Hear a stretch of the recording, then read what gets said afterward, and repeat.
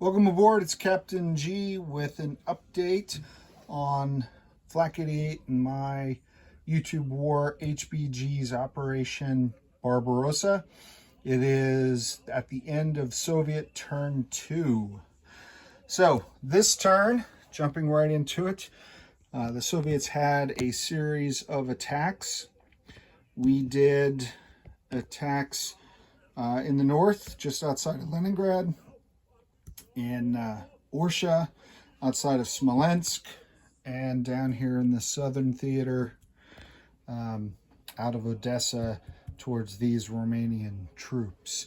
So they were artillery barrages, so not major attacks, but we did cause him a number of casualties, so we're pleased with that. But the big successes for us were with our air power, our air strikes.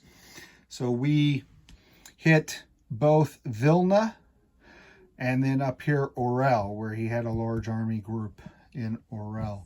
We used tactical bombers out of Leningrad to hit Vilna, and they landed down here in Kyiv, and we damaged the rail.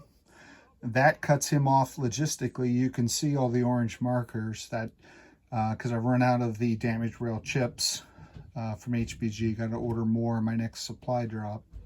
So that means his trains, which he uses to shuttle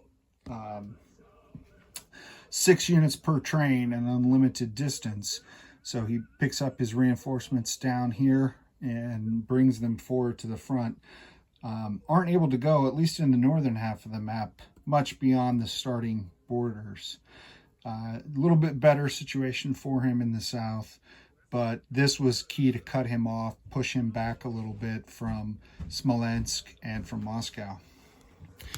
And then what we were able to do here in Orel, despite his AA getting a couple hits on our tactical bombers, our medium bomber hit his his supplies. So we took out some of his supplies, and then we had 6 tactical bombers come in from Moscow, and they destroyed the rest of his supply. We destroyed his armor, and we took out the AA, leaving what's left of that group, 6 infantry and these trucks, out of supply, which is key. That means they cannot do combat moves next turn. So they cannot go into any zone they don't already control. And if they stay there and we attack them while they're out of supply, they'll defend at a penalty. The trucks have no defense value, so it's just these 6 infantry. So we're going to have to see what kind of dictator Flak 88 is. Is he keeps his forces pushing forward regardless, or does he allow strategic withdrawal in the face of superior enemy forces?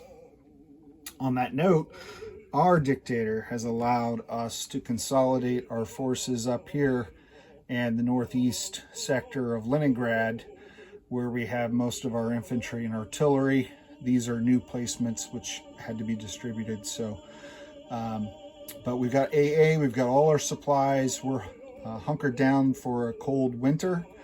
And this 2nd Panzer Army, which is quite large, will most likely destroy this factory and take this zone in Leningrad, which is why we already scorched earth again from 39, scorched earth the naval base and the air base that he'll have to pay to repair. So with that, at the end of each turn, the rules say to do it at the beginning, but we want to give whoever wins the roll an opportunity to plan.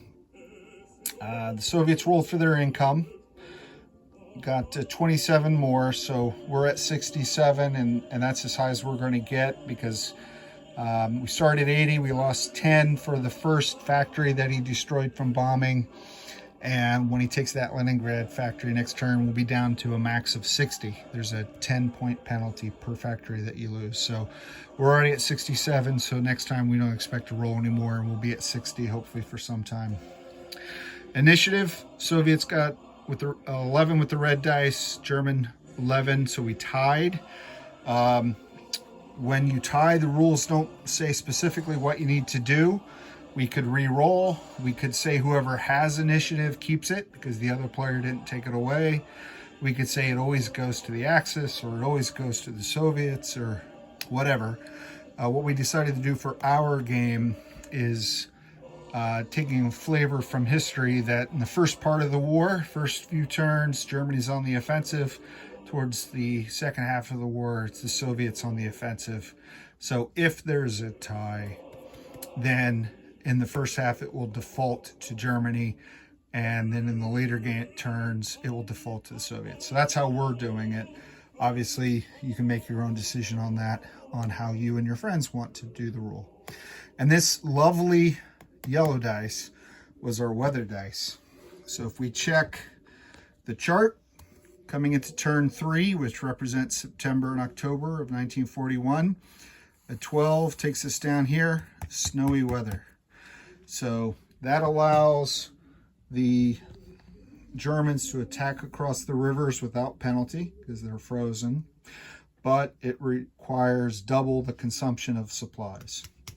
So logistically strained areas of the map will suffer even more because of the increased supply costs for snowy weather.